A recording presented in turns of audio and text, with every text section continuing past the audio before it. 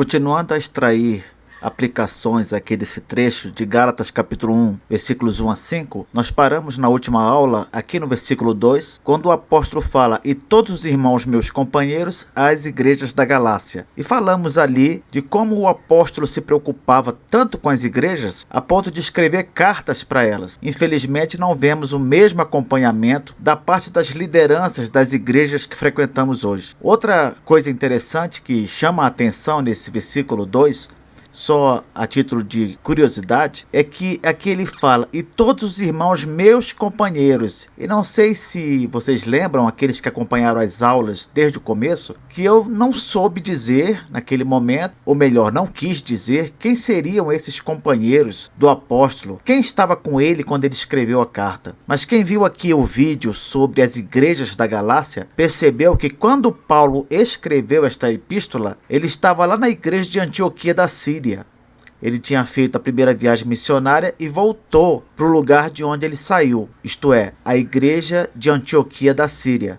Então, quando ele fala aqui no versículo 2, "E todos os irmãos meus companheiros", provavelmente ele estava se referindo aos membros da igreja de Antioquia da Síria, a igreja que ele frequentava e a igreja onde ele estava quando não estava viajando pelo mundo. Quando o apóstolo não estava em missão, quando ele não estava viajando como missionário, ele parava onde? Onde é que ele ficava localizado, frequentando? A igreja local de Antioquia da Síria. Então podemos deduzir sim que os seus companheiros aqui são os membros daquela igreja que estavam com ele quando ele escreveu a carta. Mas vamos continuar com as nossas aplicações. Versículo 3, o apóstolo fala: "Graça a vós outros e paz da parte de Deus, nosso Pai, e do nosso Senhor Jesus Cristo." E é interessante que Paulo, em todas as suas cartas, ele mande essa saudação: graça e paz, traduzindo, que vocês recebam a graça da salvação em Cristo e possam colher o resultado imediato dessa graça, que é a reconciliação com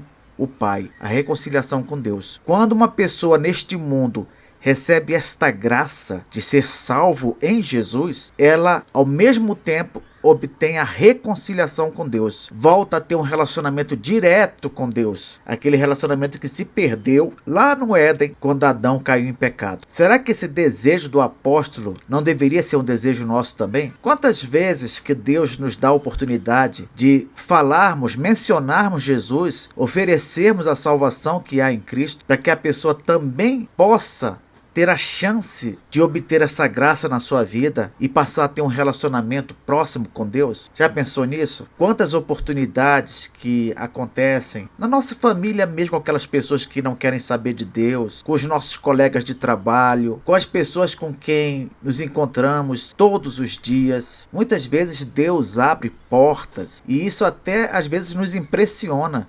Poxa, que oportunidade! Isso é uma coisa de Deus, ele vai abrindo porta, vai dando uma condição, vai dando uma oportunidade de você falar de Jesus. E quando ele faz isso, é para que essa pessoa que está na sua frente, que está do seu lado, que está perto de você, ela tenha a oportunidade de receber essa graça e essa paz que o apóstolo Paulo deseja em todas as suas epístolas. Que esse desejo do apóstolo seja um desejo nosso também. Ah, mas eu não sinto isso. Realmente, quando eu estou com outros, eu não sinto essa vontade, essa coisa. Para te falar a verdade, eu tenho até vergonha às vezes de me manifestar e de dizer que eu sou crente. Pois é, mas quando acontecer esse tipo de coisa, peça a Deus que lhe dê coragem, peça a Deus que tire essa vergonha, que tire essa timidez, que coloque as palavras na sua boca, que ele use você para que aquela pessoa se aproxime dele, aquela pessoa que você conhece. Pode ser um parente seu, pode ser um amigo, pode ser um colega, não importa. Deus muitas vezes quer usar você como ponte entre ele e essa pessoa. Aqui nesse versículo também, o apóstolo ele fala uma coisa interessante. Ele diz assim: graça a vós outros e paz da parte de Deus, nosso Pai. Ele fala: nosso Pai. Vocês sabem que a Trindade ela é composta de 3 pessoas, né?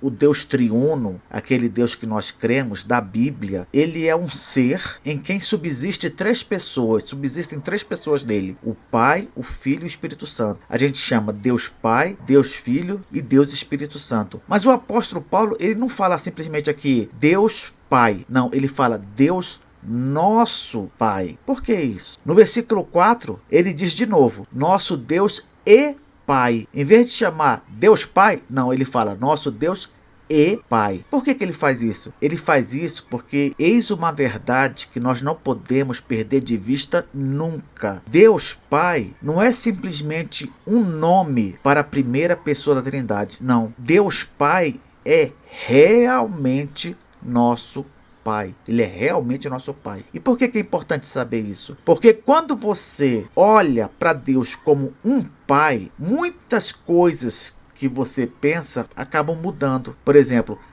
Deus não se preocupa comigo, Deus não se importa comigo, eu estou sofrendo, onde está Deus? Por que Deus é tão indiferente? Porque Deus me disciplina? Porque Deus está me machucando dessa maneira?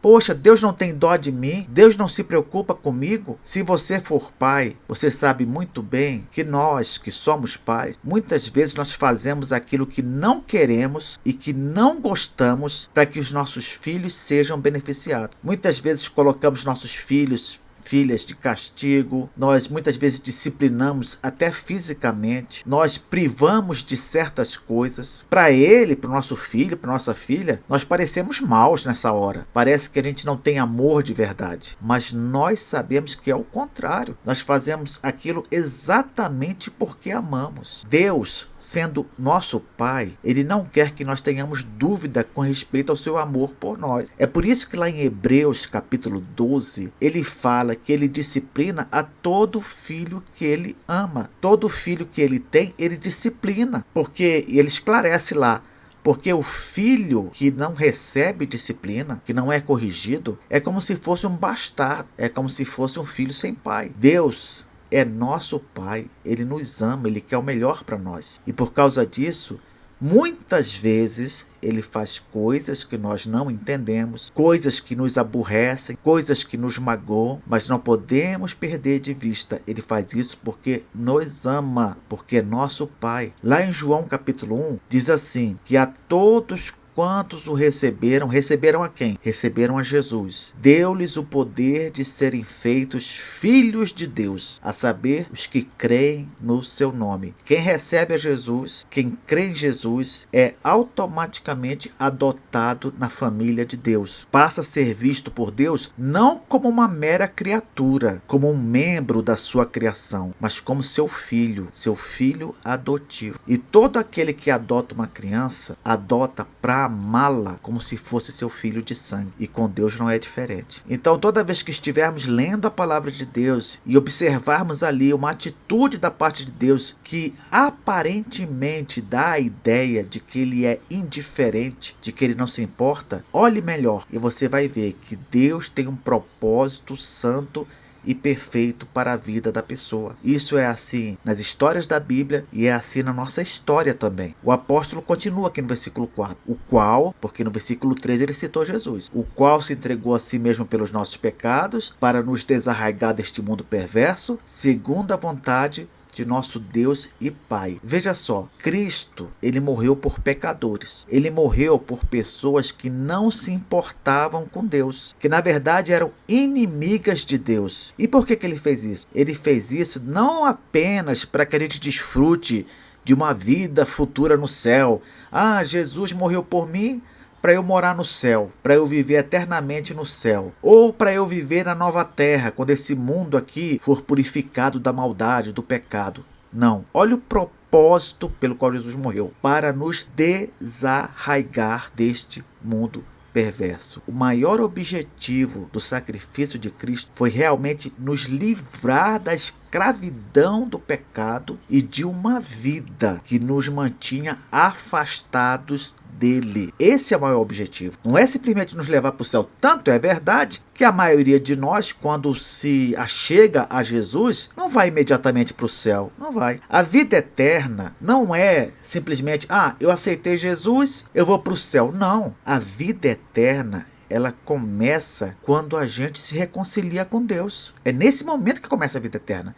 E quando é que a gente se reconcilia com Deus? Quando nós somos arrancados deste mundo. Enquanto a gente estiver preso a este mundo, aos interesses deste mundo, ao curso deste mundo, àquilo que o diabo considera como certo, então a gente vai sempre estar longe de Deus, separado dele. Mas no momento em que Cristo se sacrificou para nos desarraigar, aí, meu amigo, aí começa a vida eterna. A vida eterna com Deus começa aqui, começa no momento em que você se reconcilia com o Pai. Então, por que eu estou falando isso? Porque muitas pessoas pensam, para o crente, para o cristão, tudo se resume ao céu, a viver no céu, com Deus, com os outros que já partiram, com os anjos. Não, nada disso. A vida com Deus, ela começa hoje, agora, neste mundo, no momento em que nós nos encontramos com Ele de verdade e nos relacionamos com Ele. Então, por isso que Paulo afirma que, para nos desarraigar, este é o propósito maior. Não poderíamos nos livrar ou nos libertar dessa situação, como eu já falei, por nós mesmos. Por isso é que Jesus teve de vir. Por isso é que ele teve de morrer. Porque se ele não fizesse isso, nós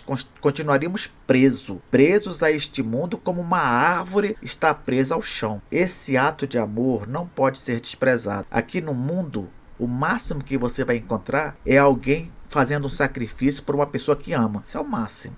Vou fazer isso por aquela pessoa que eu amo, aquela pessoa que é importante para mim, aquela pessoa que eu prezo muito, como por exemplo um filho, uma mãe, um parente, um amigo, eu não sei. Isso é o máximo que você vai encontrar neste mundo. Porém, Jesus morreu por nós quando nós ainda éramos pecadores. Morreu pelo homem quando o homem ainda era seu inimigo, para torná-lo mais do que seu amigo, torná-lo seu irmão. E assim, todos nós nos tornamos filhos de Deus. Por fim, o apóstolo, ele termina dizendo: a quem seja glória pelos séculos dos séculos. Amém. Essa é uma característica que deve ser de todo crente, de todo cristão. Gratidão.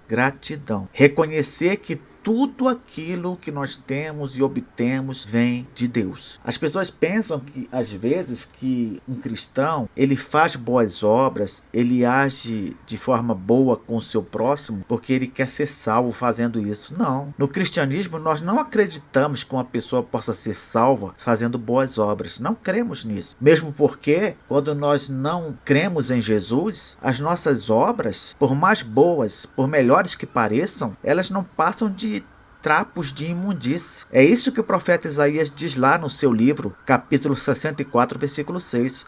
As nossas justiças, elas são como trapos de imundície.